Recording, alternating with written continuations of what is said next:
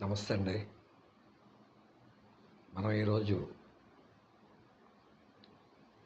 ఉమ్మడి తూర్పుగోదావరి జిల్లాలో ఫలహారాలు, ఆహారాలు, స్వీట్స్ లభ్యత గురించి మాట్లాడుకుందాం. మనం రకరకాల కారణాలతో టూరిజం లేదా దైవ దర్శనం, మొక్కుబళ్ళు, ఇంకా ఏవేవో పెళ్ళిళ్ళు, పేరెంటాళ్ళు రకరకాల కారణాలతో ట్రావెల్ చేస్తూ ఉంటారు కదా చాలామంది. ఇప్పుడు ఉదాహరణకు ఎక్కడెక్కడి నుంచో పాపం ట్రావెల్ చేసి వస్తారు. అంటే ఇటు రావులపాలెం, రాజమండ్రి వైపు నుంచి. అయితే మీరు ఇలాగా పశ్చిమ గోదావరి నుంచి కానీ, కృష్ణా జిల్లా నుంచి కానీ రాజమండ్రి, రావులపాలెం ఎంటర్ అయితే కనుక మీరు రావులపాలెంలోనే టిఫిన్ తినండి, భోజనాలు తినండి, కాఫీ టీలు తాగండి. రాజమండ్రి వెళ్ళారంటే కనుక మీకు ఏం దొరకవు. రావులపాలెం దాటారంటే స్టాండర్డ్ హోటల్స్ అనేవి తక్కువ. ఒకవేళ ఉన్నా అవి ఎక్కడ ఉన్నాయో మీకు తెలియదు. ఉంటాయి, ఎక్కడో మారుమూల ప్రాంతాల్లో ఎక్కడైనా ఉండొచ్చు, అవి ఎక్కడ ఉంటాయో మనకు తెలియదు. అందువలన మీరు ఉభయ గోదావరి జిల్లాల నుంచి మీరు ఏదైనా ట్రావెల్ చేసుకోవాలనుకుంటే రావులపాలెం ఎంటర్ అయినప్పుడు రావులపాలెంలోనే టిఫిన్ తినండి. ఇంకా రాజమండ్రిలో ఎంటర్ అయితే చెప్పలేము, ఎక్కడో దానవాయిపేట వెళ్తేనే కానీ సరే టిఫిన్ సెంటర్లు లేవండి. ఎవరేమనుకున్నా సరే మాస్ హోటల్స్ కనీసం మనం దగ్గరికి వెళ్ళలేము. అంటే కాకా హోటల్ అంటారు కదా, చిన్న చిన్న ఊళ్ళో కాకా హోటల్స్ అంటారు. చాలా మాస్ హోటల్స్ కుక్కలు పెంచుతారు, యాభ్రస్థానంగా కొన్ని ఉంటారు చాలామంది. దాన్ని ముడ్డి మూతి పట్టుకు తడుతూ ఉంటారు. మీరు రావులపాలెంలో ఆగండి, చక్కగా సెంటర్లో కనీసం ఒక అరడజన హోటల్స్ ఉంటాయి. ఎక్కడైనా సరే నీట్గా రుచిగానే ఉంటాయి, మీ ఊళ్ళో కంటే కూడా. నాకు ఎవరు చుట్టాలు లేరండి ఆ హోటల్ యజమానులు అక్కడ. నేను అనుభవిస్తున్నాను కాబట్టి చెప్తున్నాను. రావులపాలెం దాటామంటే ఇంకా మనకి టిఫిన్లు ఏం దొరకవండి, కబుర్లు దొరుకుతాయి అక్కడ, కబుర్లు. ఒకసారి ఏమైందంటే ఒక 2-3 సంవత్సరాల క్రితం రాజమండ్రి వెళ్ళవలసి వచ్చింది ఉన్న బలంగా. అక్కడ ఏదో ఒక సెంటర్, పేరు చెప్పను, ఏదో బోర్డు ఉందో బోర్డు చూసి బండి పక్కన పెట్టుకుని లోపలికి వెళ్ళాను. ఆ సర్వర్స్ అది ఉంటారు కదా, సప్లయర్స్, వాళ్ళు ఏదో సూటు బూటు వేసుకుని పెద్ద స్టైల్గా ఉన్నారు. హాల్ అది బాగుంది, సోఫాలు అవి బాగున్నాయి. అప్పుడెప్పుడో చపాతీ 75 రూపాయలండి. సరే చపాతీ ఆర్డర్ చేశాను, చపాతీ తిందామని ఆర్డర్ చేశాను. ఎండిపోయి ఉందండి ఆ చపాతీ. అంటే రాత్రి ఎప్పుడో లేదా మధ్యాహ్నం ఎప్పుడు నిలవైపోయిన చపాతీలు అనమాట అవన్నీ. ఎండిపోయిన చపాతీ తీసుకొచ్చాను. ఆ కూర అంతే అలాగే ఉంది, కర్రీ విపరీతమైన మసాలా, కారం. అతను యజమాని తాలూకు మనిషి అనుకుంటాను, వచ్చిన వాళ్ళందరికీ కబుర్లు అమ్మేస్తున్నాడు. ఏదో తనకొక్కడికే తినటం తెలిసినట్టు, పదార్థాల యొక్క విలువ వాళ్ళకే తెలిసినట్టు ఎంత షో చేస్తున్నాడంటే మనం పొరుగురు వెళ్ళి గొడవ పెట్టుకోవడం కదండి. ఏమంటే మీరు నెయ్యి వేసుకోండి అంటున్నాడు కొంతమందిని. అంటే మీరు ఏం తింటున్నారండి, ఏం చేస్తున్నారు, నెయ్యి టేస్ట్ చేయండి, మేము సొంతంగా గేదెలు పెడతామండి, సొంత నెయ్యి అండి, అదండి ఇదండి అంటున్నాడు. అక్కడ చూస్తే ఏమీ లేదు, అన్నీ ఎండిపోయినాయే, కబుర్లు అనమాట. అంటే వచ్చిన వాళ్ళు ఎంత వీపుల కింద పరిగణిస్తాడో చూడండి అతను. అంటే వచ్చిన వాళ్ళు సన్నాసుల కింద చూసి కబుర్లు నేర్చుకున్నాడు అనమాట, యాక్టింగ్. ఏదో వచ్చిన వాళ్ళ పట్ల గౌరవ మర్యాదలు, ఆతిథ్య ఏర్పాట్లు తమకంటే ఇంకెవరో ఎక్కువ చేయరు అన్నట్టుగా. మీకు నెయ్యి ఎక్కడో దొరకదండి, అలాగండి ఇలాగండి అంటున్నాడు. నెయ్యి మొహం తెలిస్తే కదా, నెయ్యి మొహం తెలిస్తే అలా ఎండిపోయిన చపాతీలు అవి అమ్మడం. ఫస్ట్ స్టాండర్డ్ క్వాలిటీ మెయింటైన్ చేయాలన్న ఆత్మాభిమానం ఉన్నవాడు ఎప్పుడు కూడా ఎండిపోయిన చపాతీలు, ఎండిపోయిన దోశలు, నిలవ సాంబార్లు అమ్మరండి. సరే వదిలేండి. అలాగే రాజమండ్రి వెళ్ళేవాళ్ళు చాలామంది పూతరేకులు కొనుక్కుంటారండి. ఈ మధ్యన పూతరేకులు పిచ్చి బాగా ముదిరిపోయిందండి జనానికి. పూతరేకులు పిచ్చి, ఒక్కొక్కరికి ఒక పిచ్చి ఉంటుందండి. పూతరేకులు పిచ్చి. ఈ పూతరేకులు తెస్తూ ఉంటాడు మా అబ్బాయి. వద్దురా పూతరేకులు తేవద్దురా, ఇంకోటి ఏదైనా తీసుకురంటే విండవు. ఆ పూతరేకుల్లో ఏం ఉండదండి, గంజి. ఆ గంజి ఒక రేకింగ్ కింద తయారు చేస్తారు, బియ్యం గంజిని తయారు చేసి, అంటే గంజి అంటే గంజి కాదండి, గంజితోటి సమానం అది. అందులో కంటెంట్ ఏం ఉండదు, బలవర్ధకమైన ఆహారం ఏం కాదండి పూతరేకు. దాంట్లో కాస్తంత ఏదో బెల్లమో లేకపోతే షుగర్ ఏదో పిండి చేసి పడేస్తాడు.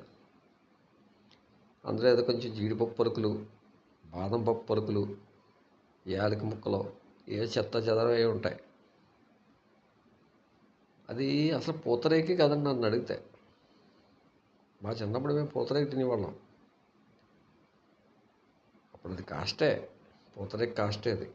అప్పుడు కూడా పూతరేకులో ఓన్లీ బెల్లమే ఉండేదండి.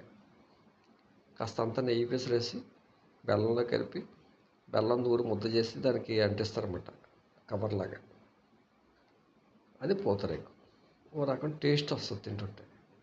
ఏదో చింతామణి డ్రామాలో అంటాడు చూసారా, మరి గన్నేరు పప్పు అని. వీళ్ళు గన్నేరు పప్పు తప్పించి అన్ని చెత్త చెదరం వేసేస్తున్నారు. కొనాళ్ళు పోతే జీలకర్ర, ఆవాలు, మెంతులు అవి కూడా వేసేస్తారండి.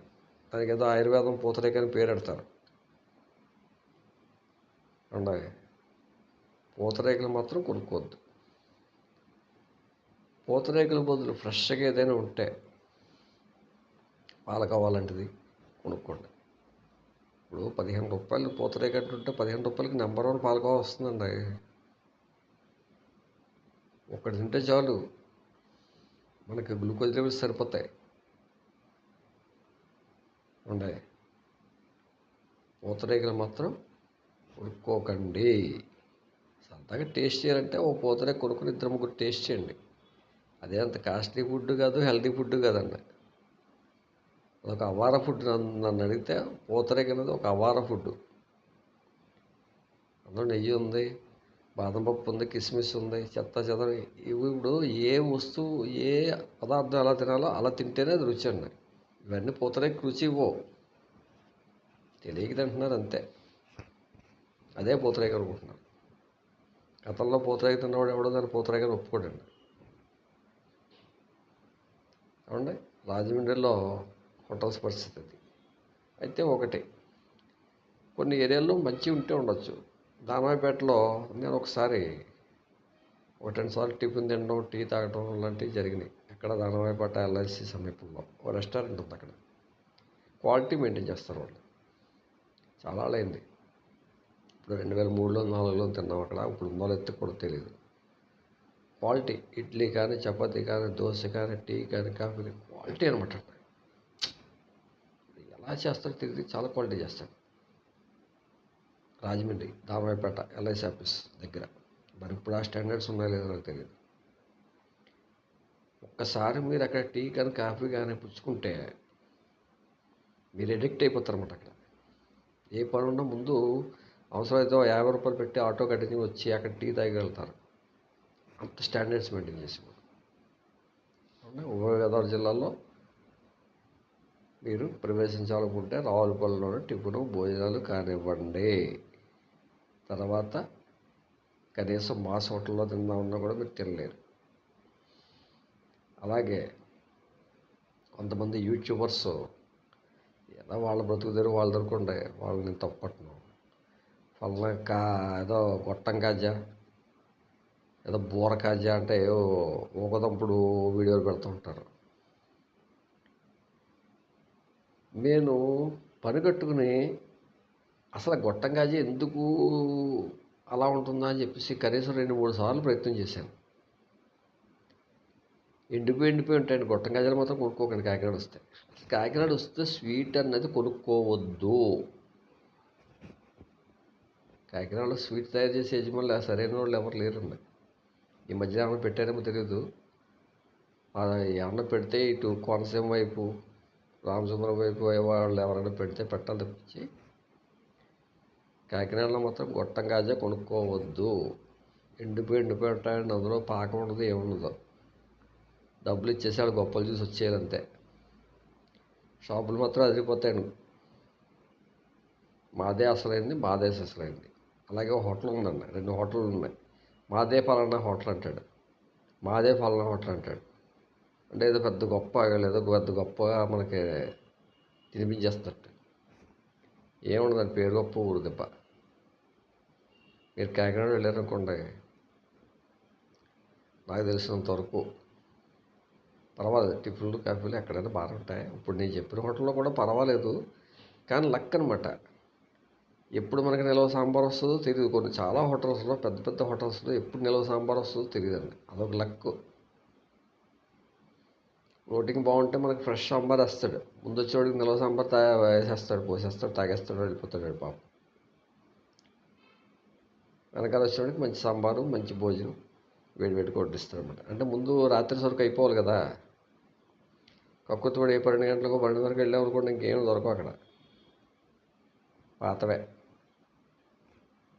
2 గంటలకు 3 గంటలకో భోజనం వేళ దాటిపోయిన తర్వాత వెళ్తే అప్పుడు ఏదో కాస్తంతా వండి వరుస్తారు మనకి. అలాగే కాకినాడ భానుగుడి జంక్షన్లో ఒకప్పుడు వినాయక కేఫ్ అని ఉండేది. పేరు చెప్పక తప్పట్లేదు. చాలా స్టాండర్డ్స్ మెయింటైన్ చేసేవారు పాపం. స్టాండర్డ్స్ బాగుంటాయి. ఏం తిన్నా సరే మనం ఇచ్చిన డబ్బుకి తృప్తిగా బయటకు వస్తాం. స్టాండర్డ్స్ అలా ఉండి, వాళ్ళకి లాభాలు వచ్చాయో నష్టాలు వచ్చాయో మనకు తెలియదు. స్టాండర్డ్స్ రేట్ ఎక్కువైనా స్టాండర్డ్స్ బాగుంటాయి. మరి ఇప్పుడు ఆ మెయింటెనెన్స్ ఉందో లేదో తెలియదు. అలాగే 1-2 మార్వాడి షాపుల్లో టీ బాగుంటుంది, కాఫీ. మార్వాడి షాపులు ఉన్నాయి. ఏ మాటగా మాట చెప్పేవాళ్ళు, వాళ్ళు నీట్నెస్ మెయింటైన్ చేస్తారు. ఒక ఇంచుమించు 3-4 షాపులు ఉన్నాయి, టీ షాపులు. అక్కడ టీ సేవించవచ్చు మనం. ఉన్నాయి. తప్పదంటే బెటర్ అనమాట. రాజమండ్రి మీద చాలా బెటర్ కాకినాడ. ఇది హోటల్స్లో మనకి టిఫిన్ కానీ భోజనం కానీ ఏదైనా కావాలంటే రాజమండ్రి అనేది బెస్ట్. అలాగే ఒకవేళ కాకినాడలో మీకు సరైన భోజనం కావాలనుకుంటే చిన్న మెస్సులు ఉంటాయండి. ఎక్కడ పడితే అక్కడ చిన్న మెస్సులు ఉంటాయి. అక్కడ గాంధీనగర్, రామారావుపేట, భానుగుడి జంక్షన్ చుట్టుపక్కల వెళ్తే ఎంక్వైరీ చేస్తే చిన్న మెస్సులు ఉంటాయి. వాళ్ళు ఫ్రెష్ భోజనం వడ్డిస్తారు. కూరలు కానీ సాంబార్ కానీ ఏదైనా సరే ఫ్రెష్గా ఉంటాయి.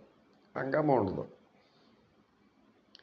అంటే మనల్ని ఆకాశానికి ఎత్తేయటం, ఎలా సాంబార్లు పోయటం ఏమి ఉండవండి. అలాగే మెయిన్ రోడ్లో కొన్ని ఉన్నాయి, అక్కడికి వెళ్ళొద్దు. జగన్నాథపురం వచ్చే చోట కొన్ని నిల్వ సాంబార్ వేసేయండి ఒకసారి. మాకు నిల్వ సాంబార్ మీరు ఎలా కనిపెట్టారంటారు. నిల్వ సాంబార్ తింటున్నారా అని అడుగుతారు. మనం ఇంట్లో ఒకసారి వంటలు అయిపోయిన తర్వాత ఏదైనా కారణం వల్ల మన సామాన్లు మనం శుభ్రం చేయలేదనుకోండి, ఓ రకం కంపు కొడుతుంటుంది. ఏదైనా కారణం లేట్ అయితే కంపు వస్తుంది. అది అందరికీ అనుభవమే. మనం ఏదో ఎమర్జెన్సీ టైంలో ఒకసారి సామాన్లు శుభ్రం చేయడం కుదరలేదనుకోండి, చోట ఉంటాయి, అవి ఏమవుతాయంటే కంపు వస్తుంటాయి. అలాంటి కంపు సాంబార్ వేసాడు ఒకసారి నాకు. ఏమంటాం, పొరుగురు వెళ్ళాం, ఇచ్చింది 150 రూపాయలు అంత ఇచ్చాం. గాడితో ఘర్షణ. కొంచెం డబ్బులు తిరిగి ఇస్తాడా ఇవ్వడం. అదే అండి, కాకినాడలో మున్సిపాలిటీ వారి పరిపాలన అలా ఉంటుంది. ఉండే వీళ్ళు ఎలా అవడానికి కారణం ఏంటంటే అక్కడ ఉండే అధికార యంత్రాంగం అలా ఉంటుందన్నమాట. వేసేస్తారు హోటల్ మీద పడి మున్సిపాలిటీ వాళ్ళు. నేను అదే చూశాను. మున్సిపాలిటీ వాళ్ళు వేస్తారండి ఎక్కువగా హోటల్ మీద. మిగతా వాడు తక్కువే పాపం. అది మనం వేరే వీడియోలో చెప్పవచ్చు. అవును. మళ్ళీ ఇక రావులపల్లి నుంచి ఇలా కోనసీమ అమలాపురం వైపు వస్తే ఏ డబ్బుకి ఆ డబ్బుకే స్టాండర్డ్ హోటల్స్ ఉంటాయండి. రూపాయల స్టాండర్డ్ ఉంటుంది, రూపాయల స్టాండర్డ్ ఉంటుంది. మాకు ఇప్పుడు ఎక్కడెక్కడే పర్వాలేదు, శుచిగా శుభ్రతగా ఉన్నంతలో వాడి స్టాండర్డ్ సరిపడా, వాడు ఇచ్చుకునే డబ్బులు సరిపడా మనకి పదార్థాలు ఇస్తాడు. కోనసీమలో మరి అంత దారుణం లేదండి. కోనసీమ మొత్తం యావత్ మొత్తం ఎక్కడ చూసినా సరే టిఫిన్స్, చట్నీలు, భోజనం బాగుంటాయి. ఎక్కడో ఒక చోట ఏమన్నా ఉంటే ఉండొచ్చు, చెదిరిపోయి వరస్ట్గాను. ఏమన్నా అందువలన అటు విజయవాడ నుంచి వచ్చేవారు కానీ ఎవరైనా సరే వీరంతవరకు రావులపల్లిలో మీ యొక్క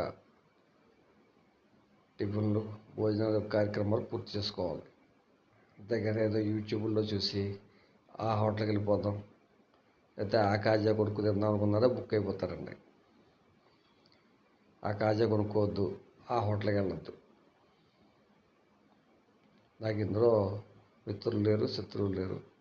నేను తిని రుచి చూసి నాకున్న అనుభవాలు మీకు చెప్తున్నాను వాస్తవంగా.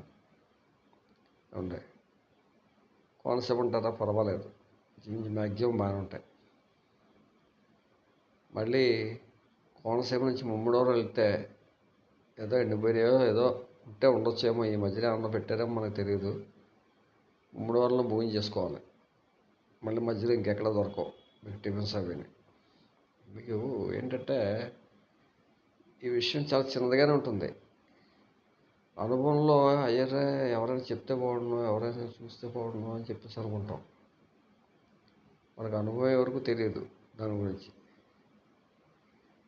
అందువలన కోనసీమలో వేస్తే అమలాపురంలో తీసుకోండి. లేదు ఎక్కడికి వెళ్ళినా పర్వాలేదు, మ్యాక్సిమం నీట్నెస్గానే ఉంటాయి. అవునండి. ఉభయ గోదావరి జిల్లాల్లో టిఫిన్ పరిస్థితి ఇది. మళ్ళీ కాకినాడ దాటి మీరు ఎక్కడికైనా వెళ్ళాలి అనుకుంటే కాకినాడలో తినేయండి ఏం తినాలనుకున్నా. వైజాగ్ అంటారా, కాస్ట్లీ, చాలా కాస్ట్లీ ఏరియా. అంటే కాస్ట్ ఖర్చు పెట్టగలిగిన వాడికి కూడా కాస్ట్గా ఉంటాయి, వరస్ట్ అనమాట.